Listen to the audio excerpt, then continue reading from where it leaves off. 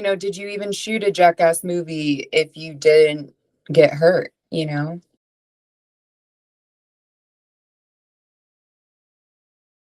Congratulations on Jackass Best and Last. Thank you so much. How are you feeling? I mean, alive. Love that. No, I feel good. I've recovered emotionally and physically, although maybe not emotionally. I've recovered physically from filming the last movie. And it was almost like a privilege to get hurt.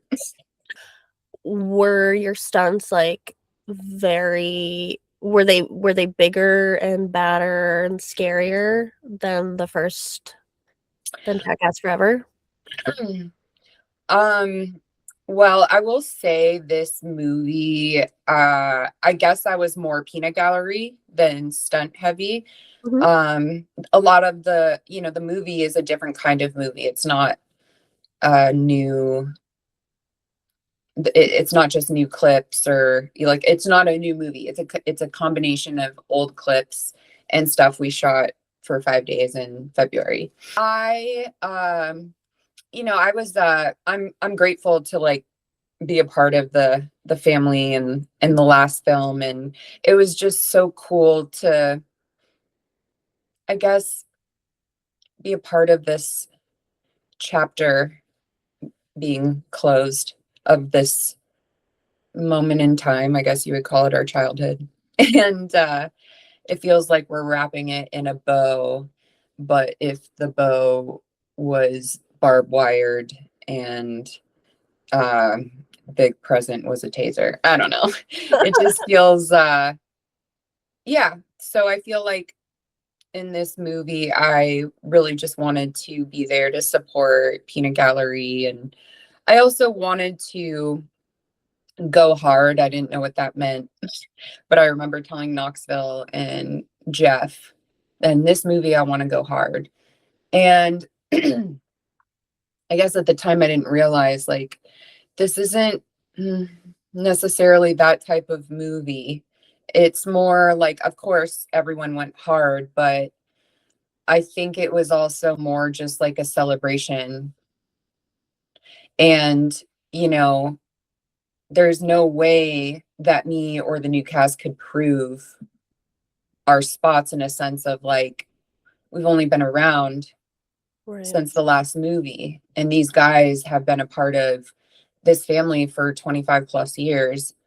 And I think that what it was about was really just the experience of, you know,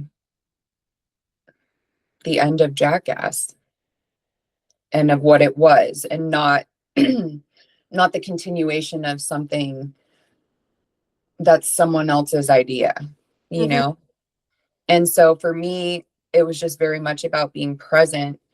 And this movie, everyone was present. There was no like, I think a lot of it was like, we're just going to get there and figure it out.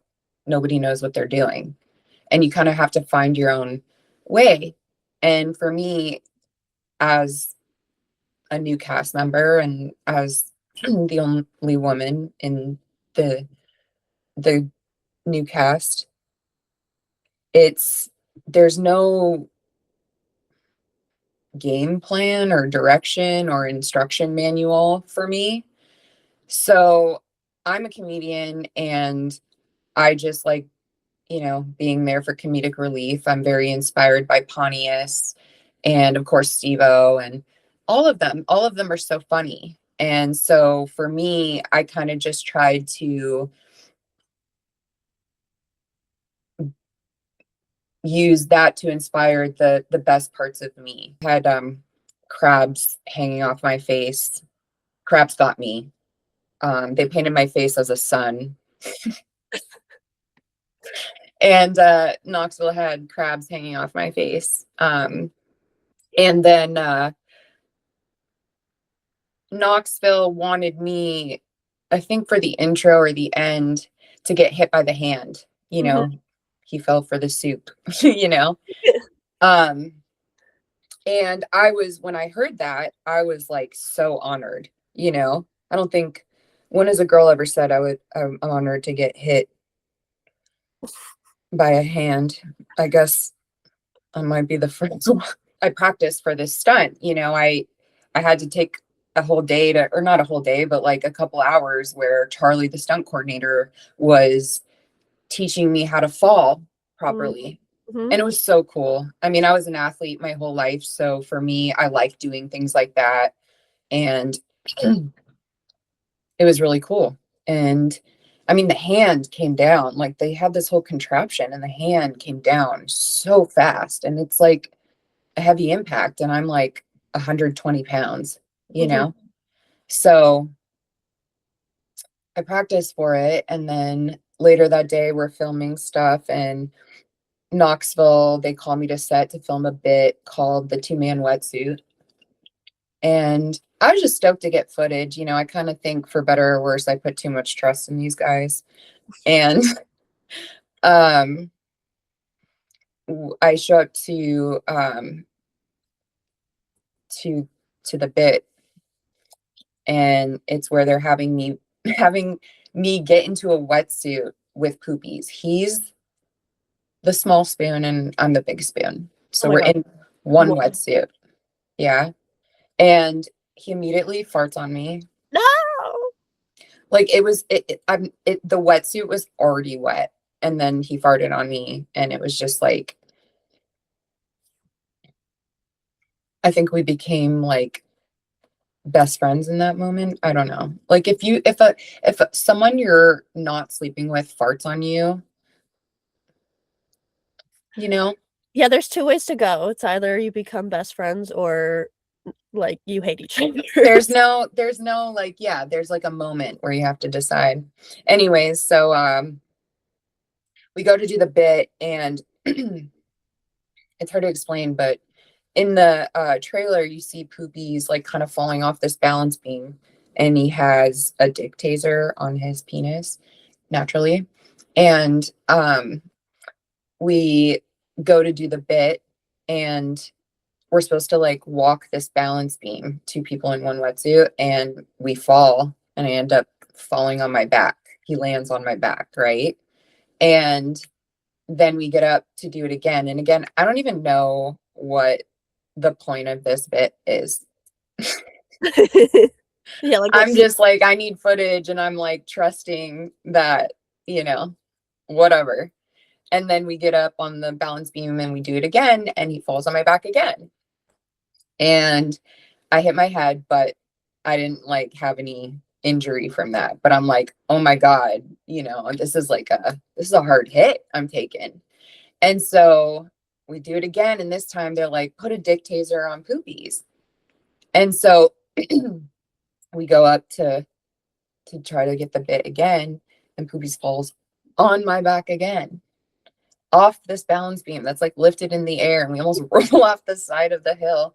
And Preston, like, you know, caught us, thank God. Preston's a good barrier. Um, and they were like, okay, you can get out of the wetsuit now. So I bruised my ribs from that. It took Ooh. a couple months. Took a couple months to recover. I didn't do stand up. I just wrote Mm-hmm. and recovered, and it was actually really good for me for stand up, because part of being a comedian is you still have to live your life, because you have to draw from real life experiences. And you know sometimes I just don't really appreciate those moments where I'm not on stage and I'm actually living my life. And Jackass is an experience that I'll pull from. And it's and then recovering from this and processing my childhood and the physical pain and the what this means on a larger scale you know Mm-hmm. Yeah. Yeah, it feels almost like you did like ayahuasca or some shit. Like having revelations. yeah, yeah. It's like I said, you're not just we weren't just filming a Jackass movie. Mhm. I think we were saying goodbye to a moment in time, you know? Yeah, wow. So with the stunts, you have no say, you just put your trust in them? You're like, "Let's do it, I'm down." Yeah, there's nothing I've ever said no to. In fact, I want to do more things. I think part of it though is, the guys, they're afraid to do stuff.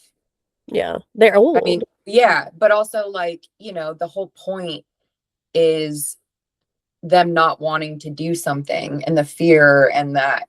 Whereas for me, as a girl, but also as who I am, you know, I I think it's almost better for me as a woman to show that I'm not afraid.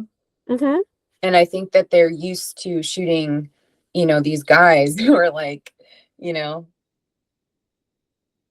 Yeah, that is interesting, that's a very interesting, like, power dynamic, like and because think about it, if they presented me with an idea to get hurt and I was like, no, I don't want to do that.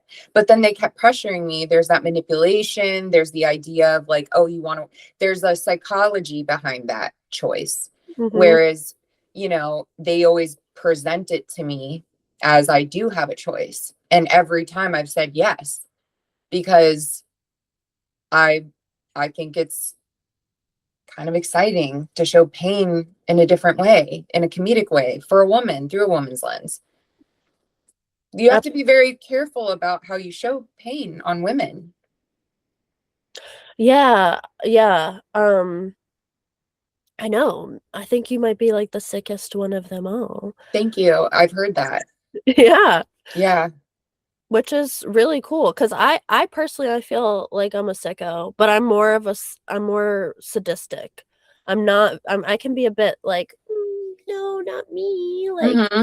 "No." So, I think it's super cool, like, what you're doing, and you're down to clown and, like, do the slapstick shit, and, um, yeah, you're not squeamish, and yeah, it's true, it's like, I feel like we would be consuming that so differently if it was a woman that was like, "No." Then it becomes, like, weird, like Well, here's the thing.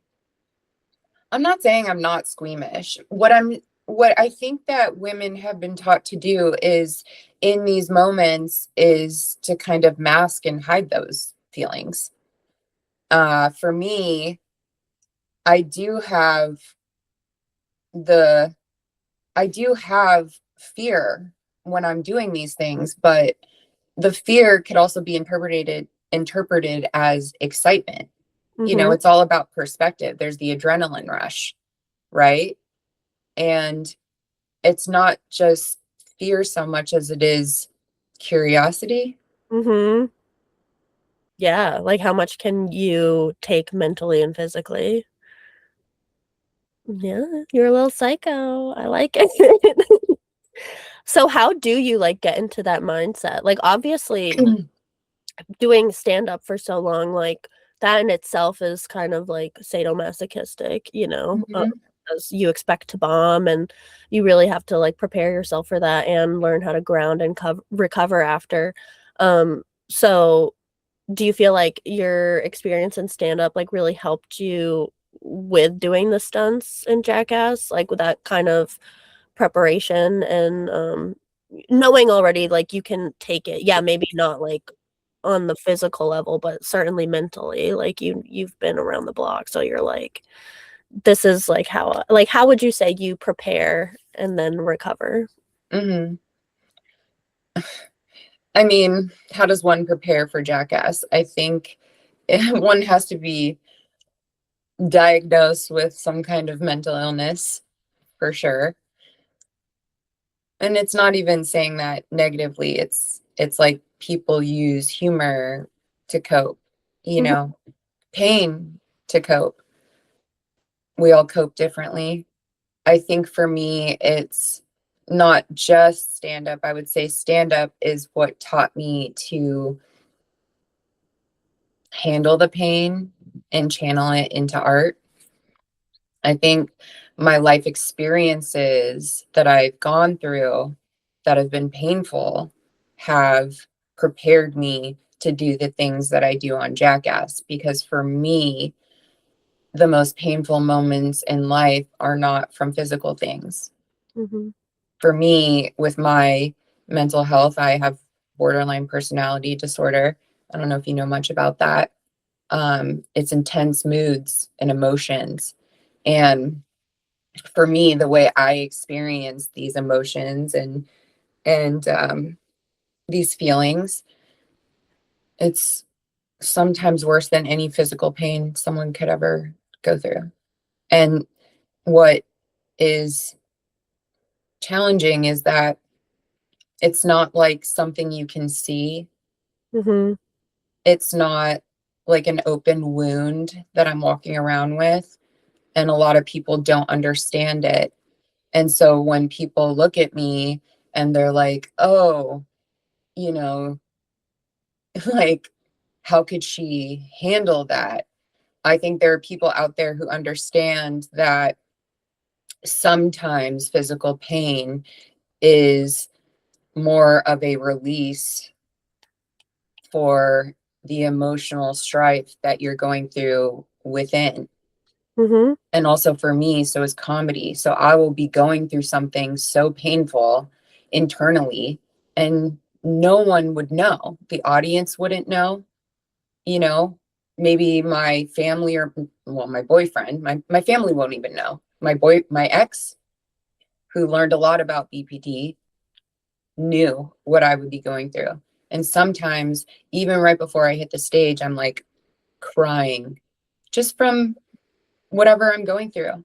Mm-hmm. And then as soon as I get the mic and as soon as I get the first laugh, it's like the same release that you get, I guess, from surviving something painful. I don't Mm-hmm. know. Totally. It's kind of giving like DBT. Well, I Have you? do DBT. Yeah, bitch, I love DBT. No, totally. I relate to that. I can like dissociate really hard, Mm-hmm. and sometimes I need like a physical slap, like to get me out of it, whether it's like a bucket of ice on me or Yeah, some kind I of love pain. ice packs, queen. Yes, I love the ice pack.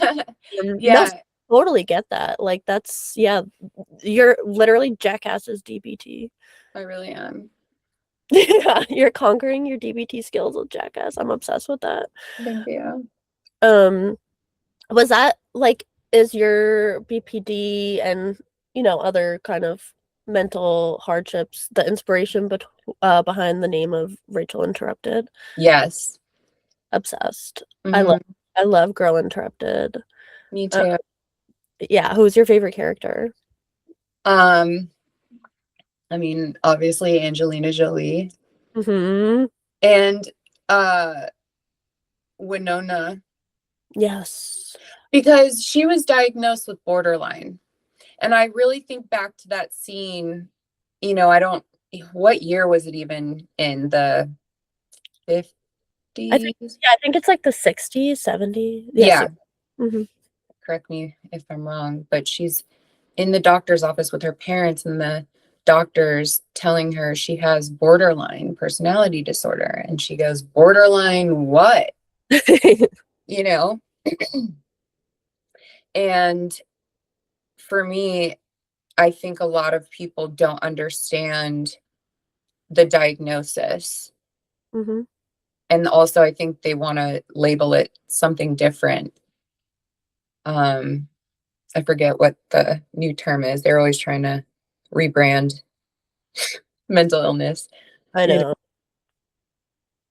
So, yeah, I guess that show really influenced, or the movie really influenced that, and also just my, mental health. And for me, I think connecting with people on a mental health level is one of the most intimate ways you can connect with someone and relate, because it's Yeah. very vulnerable.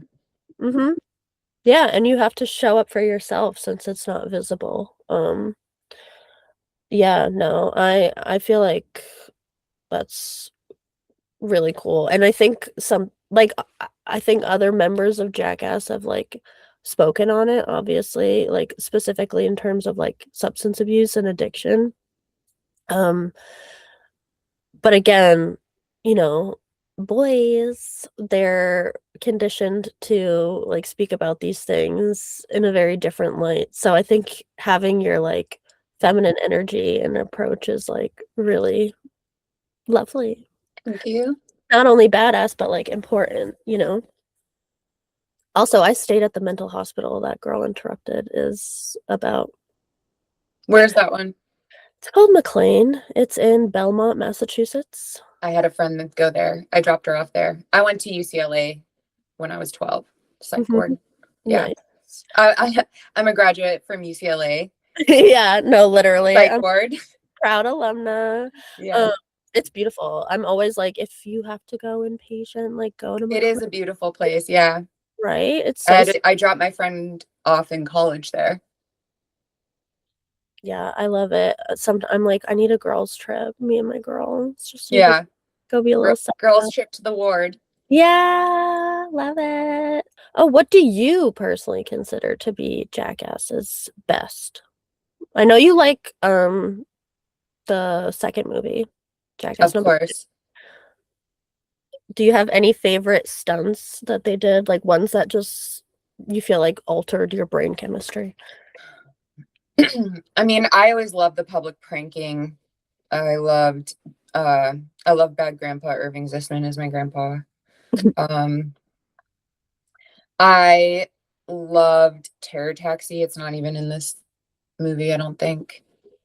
I just love those kinds of things that push the edge. Like they're so edgy that even now today, I don't know if people if society could handle the edge of like early 2000s, 90s MTV, you Oh know?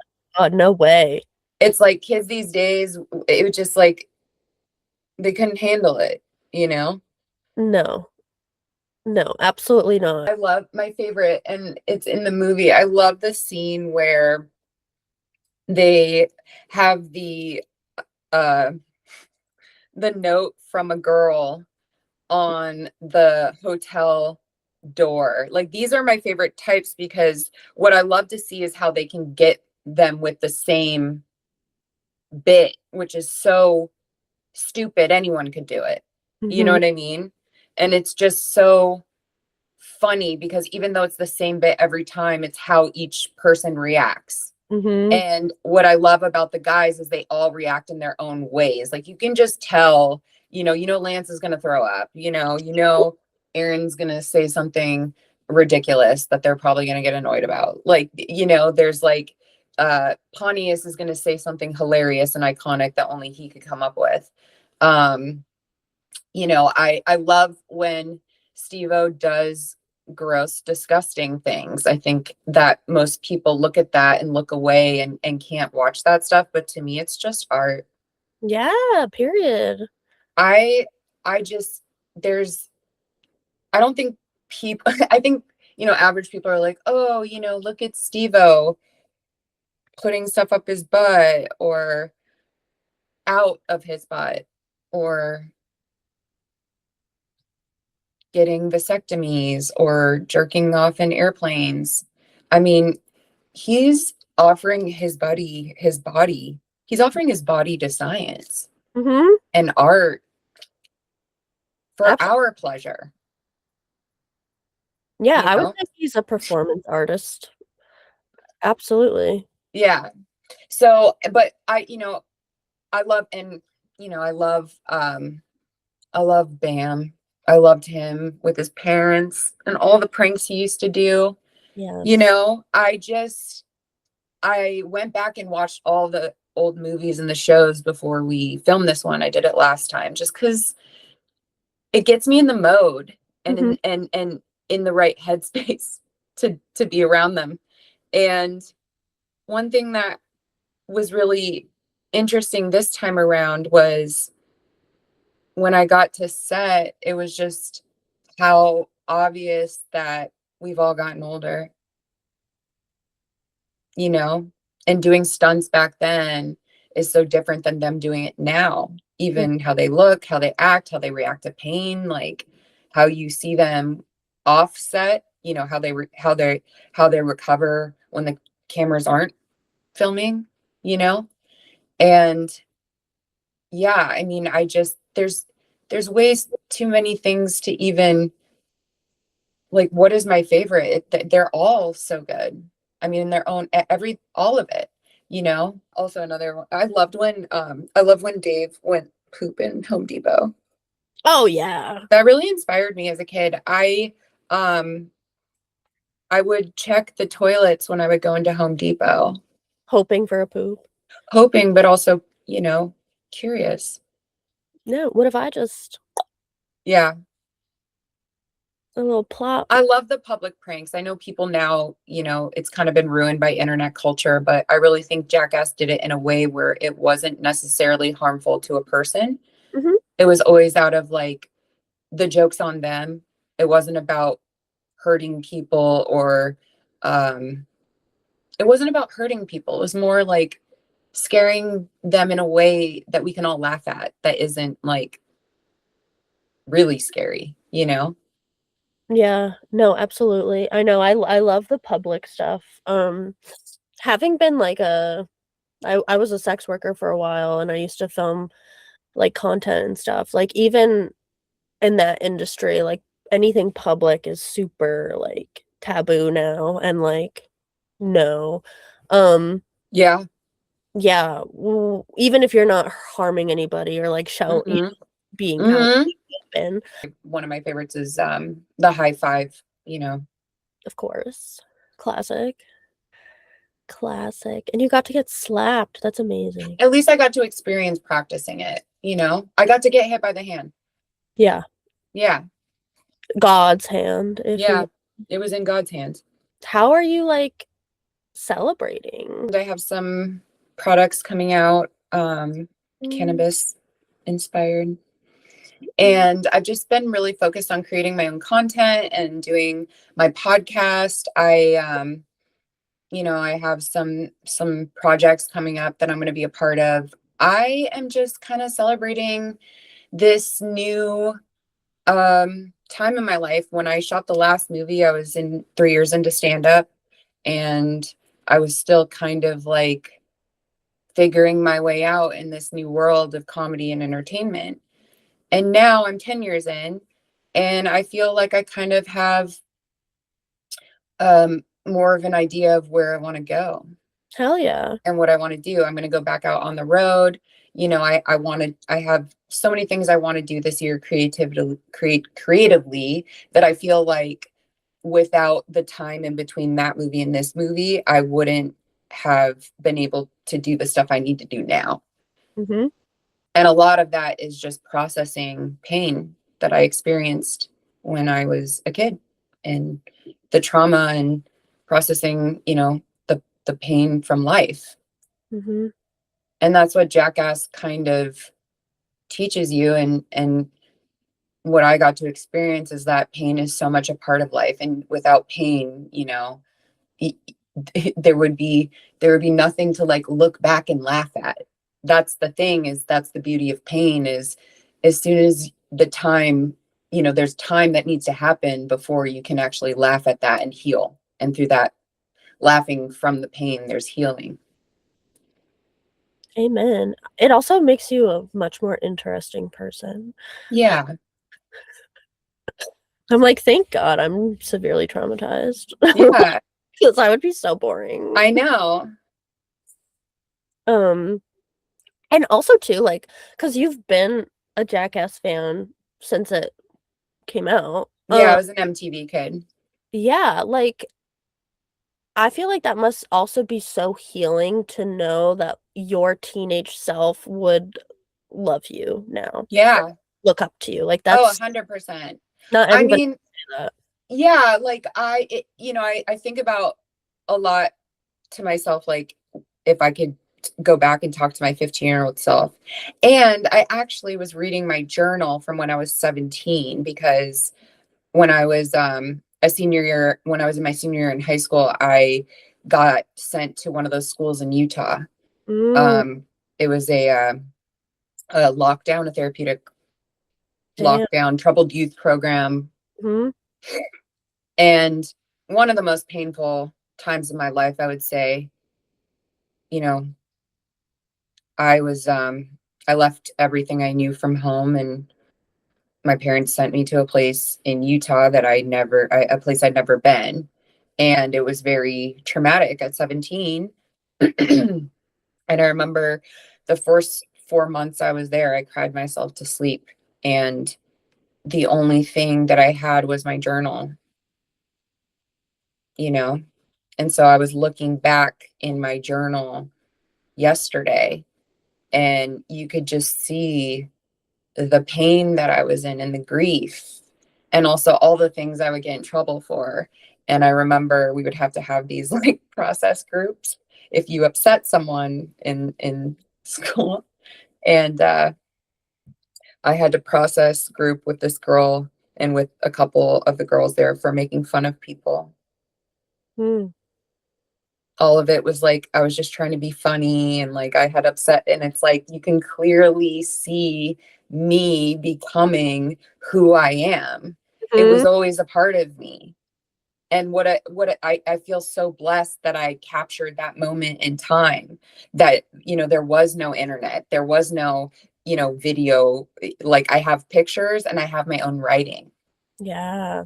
and there's just so many elements of pain and suffering and wanting to heal and coping with humor.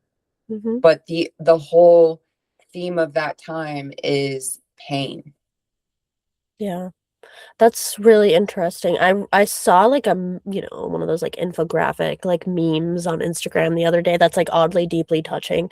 And it was like getting older has only established to me further that like I knew who I was as a child, but adults like tried to like hush it. And I related to that so deeply because I feel like I was always myself. Well, I started as myself and then shit happens, trauma happens, life happens, people don't like what you have to say, how you're acting, especially if you're, like, a louder girl, Mhm. um, and I think I started to think that certain things were happening to me because of how I was. I've Mhm. always been kinda perverted and, like, outspoken and but Yeah, in a silly way, of course. um, and now, like, after so much fucking healing, like, so much fucking therapy and programs, I'm finally back to where I was, and I'm just like, "That is so tea." Like, y'all really just tried to, like, kind of morph me into this thing that I never was meant to be, like, you're meant to be a jackass. Well, I can relate so hard, and I think that growing up for me, I think I just was taught that I'm kind of like a bad kid. Mhm. My parents put me on like Adderall when I was 5, and I would always have to like leave to go to the nurse's office to take my meds. And at the time growing up, that wasn't like a common thing. But now, like, there's more talk about it. It's like, oh, I was that kid too. Or like, there's more of that now. And I think since I struggled with mental health since I was young, I was kind of like, like I said, I was taught that I was like troubled, Mhm. and I was sent to my room a lot as a kid. I was always grounded, and I would read a lot. And I didn't realize like reading was like a form of coping and escapism and things like that. And also for me, that's what MTV was. Yeah. MTV was access to freedom.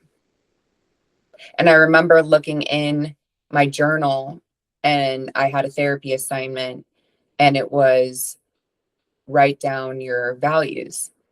I didn't understand what the concept of values were. I'm 17, and I I I just want to like do dumb shit with my friends. Like I don't have values. And one of them, well, I put down um free will. Mm. So for me, MTV represented that.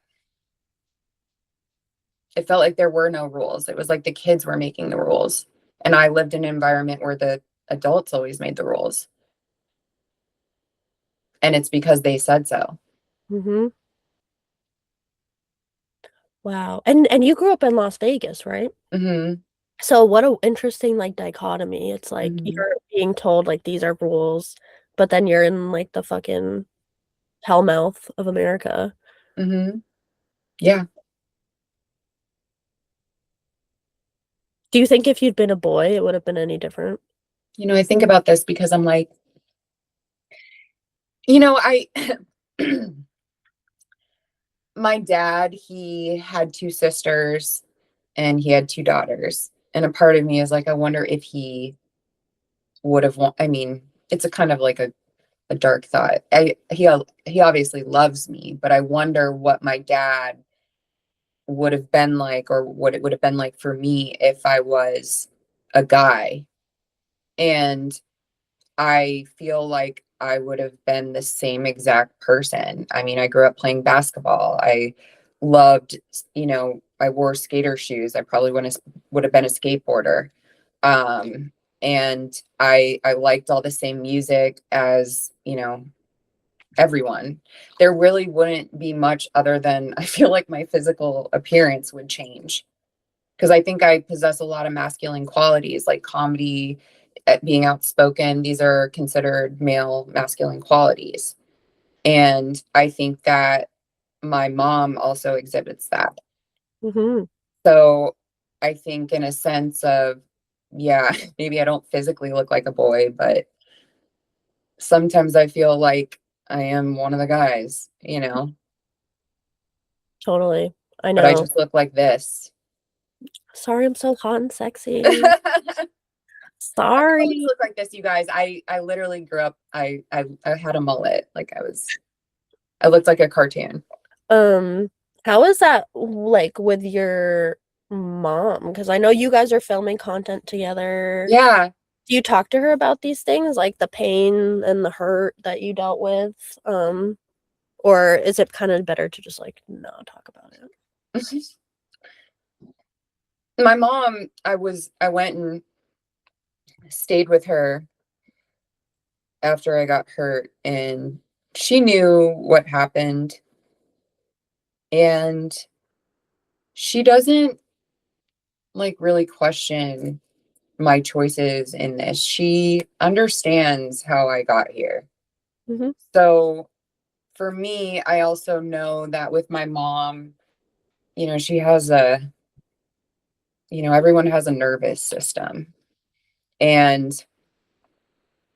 my parents are very logic minded people. So is my sister. They're all politicians. Wow. And I'm a comedian. And I'm also very emotional based. So I feel like for me, there's just certain things that I don't tell them out of protecting them. Yeah. And also in a way of protecting me because I feel like they just won't understand why I either do the things that I do or the situations that I'm in. Mm-hmm. And it's nothing illegal. It's more just like, there's moments, especially in comedy. One of my like early moments in stand up was I was asked to do a show in Las Vegas with a headliner who was kind of a mentor to me. I'm new in comedy. I don't know much about like the world of comedy, and now it's easier because you have so much access to the internet and like group like groups online that'll tell you about the predators and the like and the lore of people in comedy. And my mentor who asked me to come and open for him in Vegas. It was my first show in Vegas where I was going to be doing it in front of like my family, and my dad invited the whole town. And I was very green. It was like the first year I was in comedy. And the day before, my friend, the headliner, goes missing. And that's when I found out he struggled with alcohol. and they found him in the bushes outside of a comedy club. And so I called, which is not a thing to do. Like, I was so new. I just picked up the phone and I called the manager or the owner of the club in Vegas and was like, "Oh, my friend, he's sick. I don't think he's gonna make it. But can I come and still do the show? Like, I'm bringing my dad invited basically everyone." And I never told them about that because as a new comedian and as like, you know, their daughter, I didn't want them to know that. And my friend ended up passing away from his demons. And these are things that I don't tell them because it's part of my story. And I don't want them to think that I'm trying to alter that in any way. But they Yeah. don't think like that. They think logically. They're not like, okay, how do we process this emotionally? They're more like, okay, logically, this does not make sense. What are you doing here? Why are you talking to these people? Like, so Yeah. that's, you know, the way they live their life is different in the lens in which I live my life.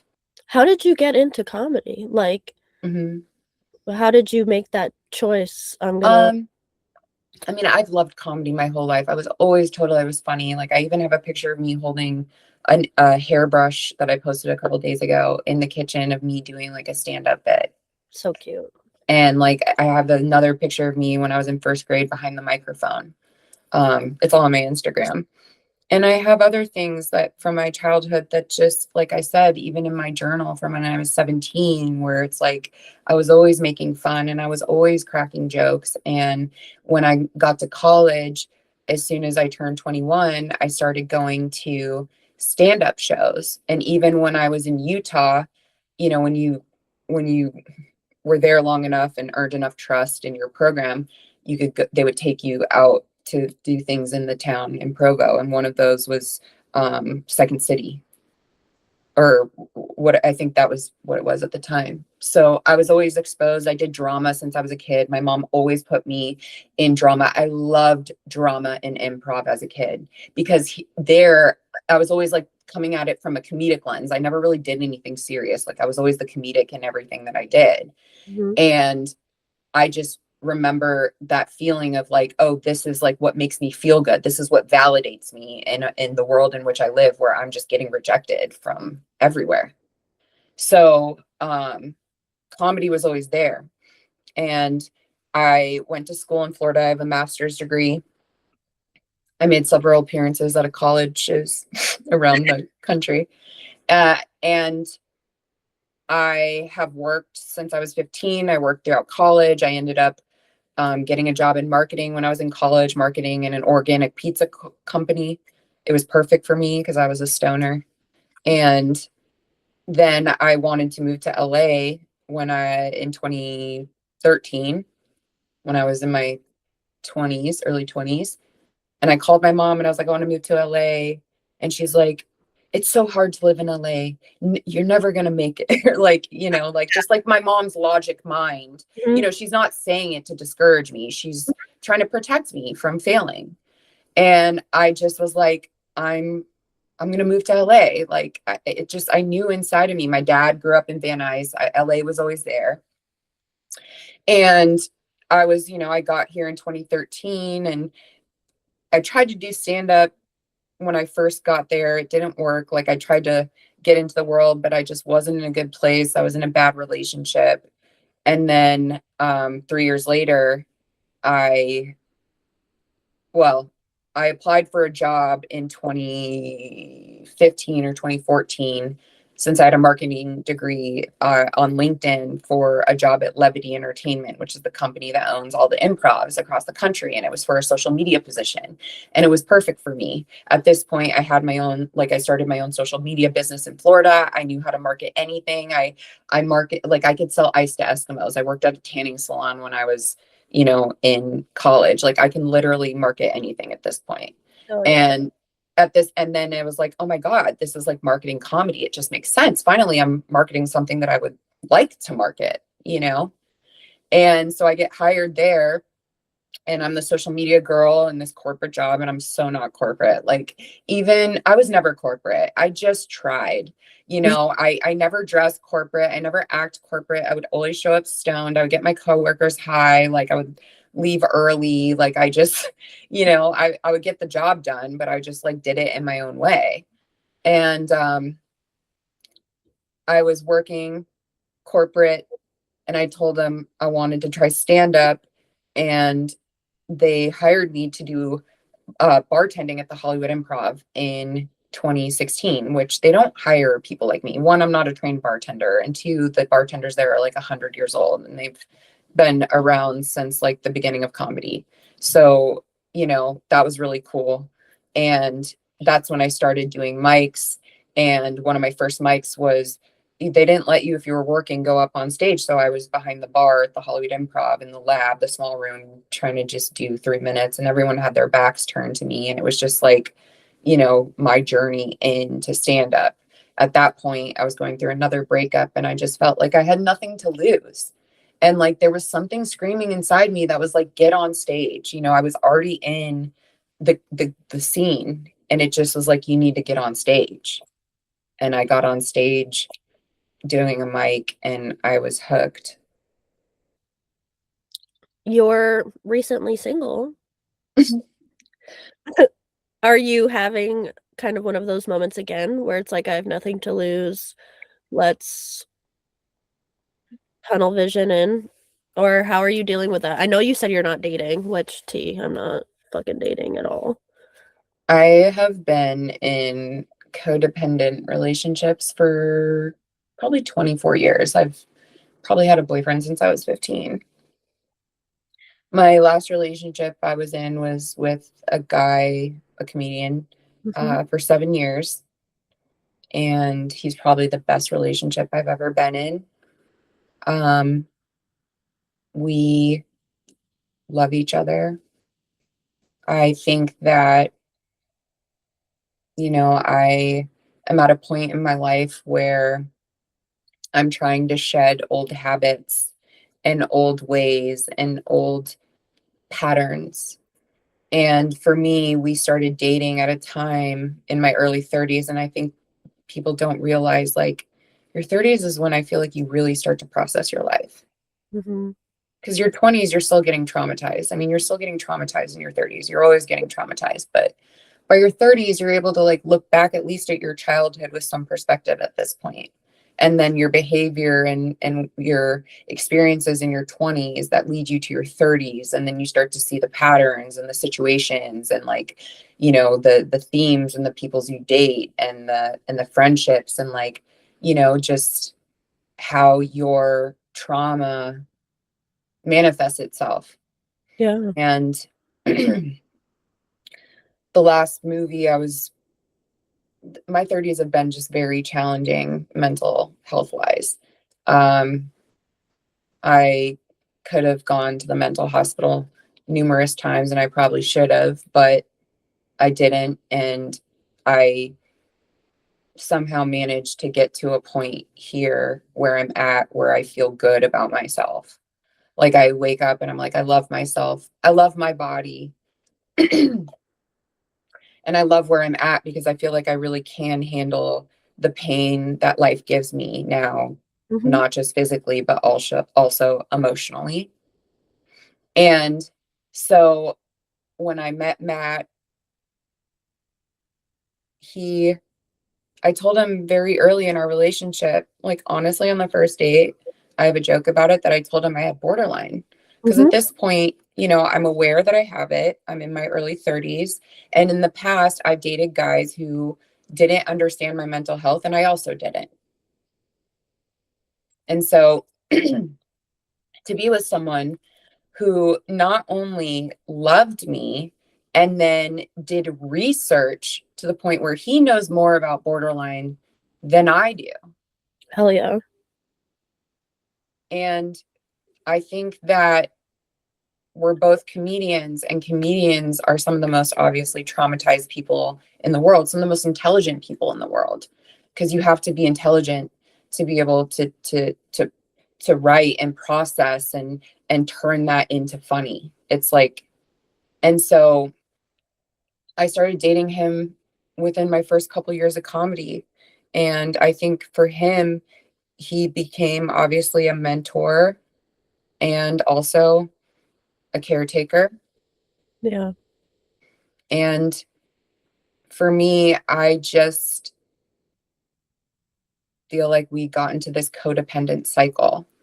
You know, we went through a pandemic together. We went through filming this movie together. We went through, you know, a horrible breakup from our exes together.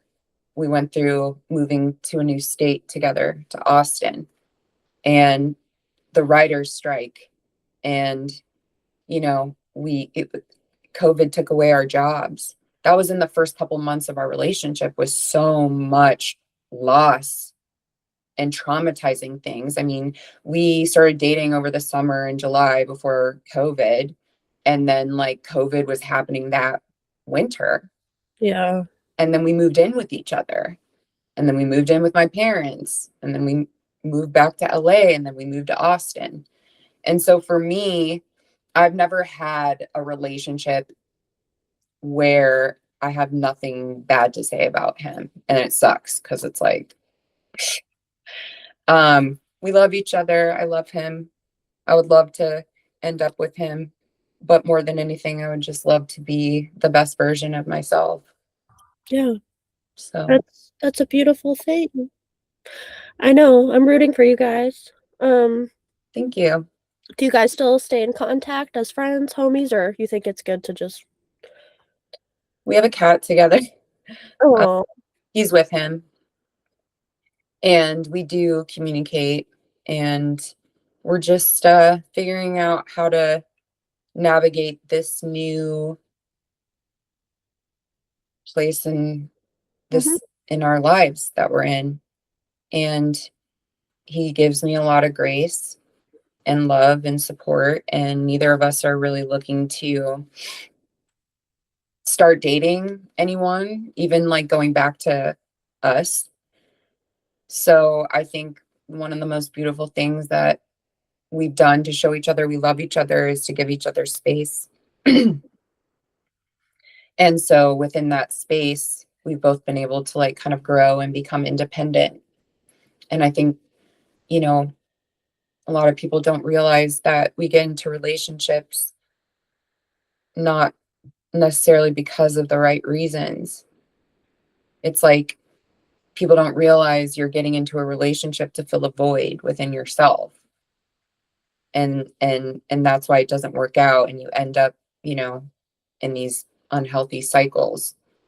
And I think one of the most beautiful and loving things you can do is be the best version of yourself when you offer yourself to another person. mhm, And it's okay, you know, because it's I don't I you know, some people can do that together and we can't yeah, right now. mhm. Sorry if that's so dark. No, not at all. I think that's inspiring. I think m p more people need to think of it that way. I think it's very healthy, and I think it's also, like, actual love.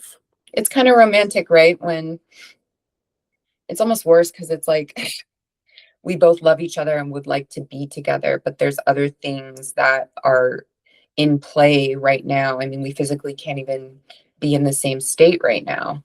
And, you know, I think that part of me being here and doing the movie alone and having these experiences alone and healing alone Mhm, from, you know, because before when I shot the movie last time, he was here.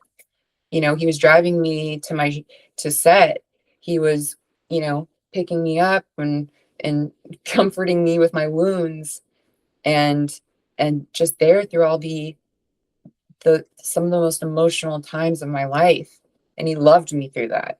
He never made me feel bad, not once. Never called me a name, never never he would talk to me for hours about the same thing because with borderline you get into loop thinking.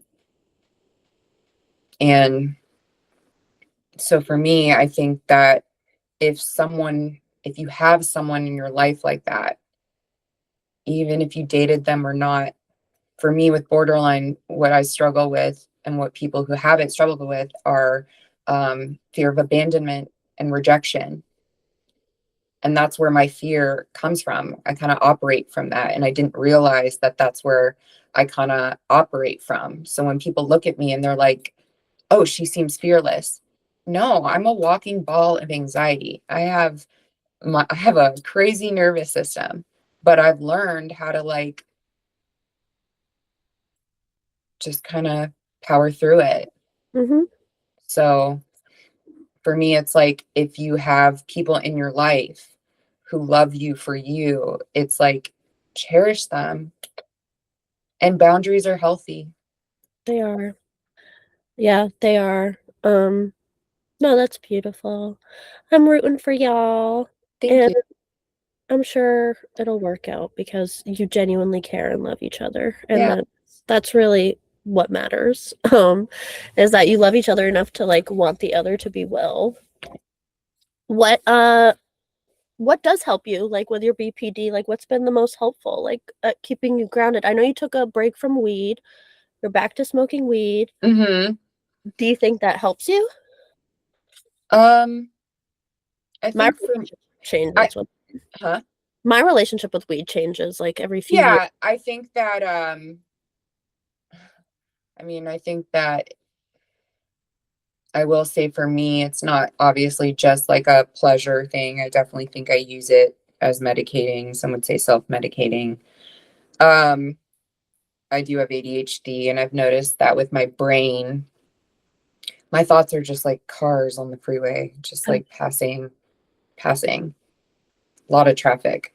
With weed, I feel like it's like ever so often the car comes passing by, right? And it's not so many cars. It's like I can kind of just observe this one car. So weed kind of helps me with that. It helps me with my creativity. When I stopped smoking weed, I still felt like myself. I just felt there was another part of my brain that I wasn't necessarily accessing. Mhm. It kind of was a part of my brain that it's like, well, what if instead of that word I said, you know, Yeah. um, and it was good. It was good. I came off for a year. There was something I wanted to accomplish, and I came off weed and I accomplished it. And it was proof to me. It was like, it's one of those things where it's like, if you have a goal, if you have a dream, sometimes you have to give up something you like for something you love. And so I think that's part of life is sacrificing and making sacrifices, and sacrifices are painful.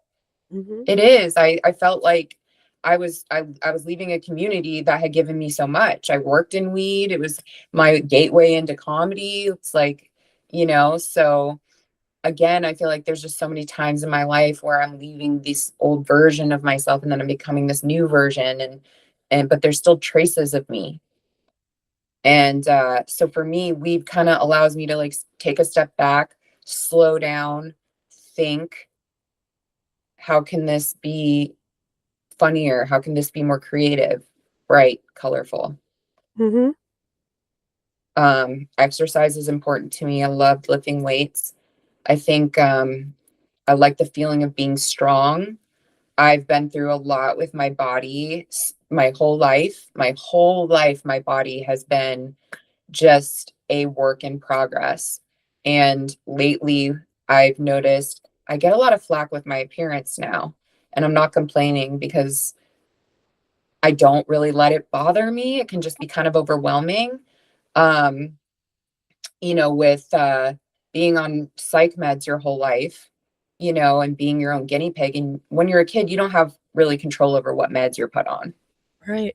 And you don't have the research for it. And a lot of these meds cause weight gain. And when I was 12, I was put on lithium. Mm. And I had a thyroid problem because of that. My mom was taking me to Weight Watchers. And it's like, I have struggled with this my whole life. And I never gave up. I never gave up. I always approached it from like a scientific way. I tried, I eliminated, I added, and I finally feel like at 39, I kind of have a grip on how I feel and how I look. Hell And yeah. it's crazy the amount of feedback I get from people in my life and in person and on the internet when they don't even know what I've been through with it. And Mhm. so for me, the fact that I get to do this photo shoot and the fact that, I I looked good in Jackass. I loved the way I looked. And I can do these things because I am so proud of my body. I love the body is art. I mean, that's like what Jackass is. It's physical comedy. It's your body. You're putting your body through this as a form of expression. And so for me, when people criticize other people's body, you're not just criticizing their body, you're attacking how they express themselves. And you're saying, that's not okay. Or Right. I don't find this pleasing, you know? Yeah. Also, who the fuck are you? Well, it's just like, I think as women, especially public figures, like society, it's like I'm 39 and in another stunt movie. Like this is not a thing, you know? Yeah. So it's like for me, I just am proud of my body and I'm proud of what it can do. And I'm proud of being out there and representing my body and women and strength and female strength and human strength, the power of it all. So I just basically do things that honor that. I love self-care. I love one of the things that builds the most confidence is doing something that you're passionate about and becoming good at that. And so for me, that's stand up and working out and writing and expressing myself with my voice and my body. That's awesome. Have you done anything recently that well, I guess weightlifting. Had you weightlifted before? I have been athletic in sports my whole entire life. My parents were athletes. I grew up watching them always going to the gym and, just kind of like approaching their body, and always trying to be better and whatnot. And also my parents are public figures, so they always had to be in the spotlight and on TV and whatnot. So I kind of learned the value of taking care of yourself and your body and so for me, with weightlifting, it also builds confidence. Because for me, I think I just didn't build that confidence as a kid that I Mhm. have now. And like, if you don't get it as a kid, it's your responsibility as an adult to find that confidence and to build it. And it's difficult. It's difficult to get there. But I knew that like working out and athleticism always gave me confidence as a kid, but I would my dad would yell from the stands like, it's like it's still like challenging as a kid when your parents are high achievers and high performers to like live up to that. So like as an adult, I just kind of tried to find like what I love and what I enjoy and become good at that, find what you love and let it kill you. So it's like I think that's for me is the most important thing is doing things that I enjoy and that I'm passionate about and doing them over and over and over again. Yeah. Amen. I love that. Um, I feel similarly for sure. And also I really relate to what you were saying about even just like the weed, like the accessing the different part of your mind. Like I always write when I'm sober and then I'll smoke to edit. Like that's Hmm. my editing cap on is I'm Oh, that's like, such a good idea. I feel like I do both high, so maybe I should just yeah, see what comes out of both. we're all our own guinea pigs, aren't we? Yes, exactly. Um, and that's amazing knowing that you feel good about your body and I think the mind body connection too, right? Especially having been on medications that you couldn't necessarily say no to or vouch for or against. Once you get that cocktail that works, it's like, so that's amazing and I'm happy to hear that. Thank you. Yeah. And then I guess I wanted to just touch a little bit more on your future plans and goals. I know you're doing a lot with Rachel Interrupted. Mm-hmm. Lots of guests. I know you've had some of the Jackass crew on there. Any other guests you're excited to have or really want to have on the pod? I really want Sabode from Love on the Spectrum. He's a dream guest. Yes. Yeah, I would love to have him on. Um, I would really like to get, well, I feel like I don't want to say because I don't want to jinx it, but I have something that I want to do again. I don't want to jinx it, but I want to do a one woman show. I I just, yeah, I want to build my podcast and keep building this conversation about mental health. To me, that's important, and just using humor to kind of highlight those kinds of things in my life so that they can be digested by the audiences, you know? And I guess for me, I'm just kind of having fun figuring out how to do that. Like, I've just put a lot of effort into creating content online, and I'm trying to go heavy on that and just make things that I think are funny, or that, you know, people like me would find funny. My type of humor is like, I find entrance through the rear signs funny. Mhm. So if you find that funny, Yeah. you might laugh at a joke of mine or two. Mhm. Awesome. I feel like you should write a book too. Well, that's on my list. I have a notebook that I write in every day. Now I write my gratitude, and then I write my goals. But I write my goals in a way of I've already accomplished them. Love. And another thing that I've been doing that I read somewhere, probably Twitter, TikTok, you know, TikTok therapy. Um, those moments right when you wake up in the morning before you look at your phone and you're just like opening your eyes, that's when you got to say, like, I am funny, I am worth it, I am smart, I am capable. And you just got to say it over and over. And it's like the first things you say. And so I've kind of started like doing that. Even when I set my alarms to get up, it'll be like, I am funny. I, you know, I whatever, whatever I want to exude. So it's just little things like that to try and just love myself. Oh, we Yeah. love you. Thank you. I love you guys too. Love you. Something I did like fresh out the mental hospital was I started making my passwords, like login passwords, like affirmations. Oh, That's a good one too. yeah. Okay. Now everyone's gonna guess mine. Right. I am funny. Yeah. Yeah. 420. Yeah, I am funny. $420 dollar sign. Yeah. Manifesting.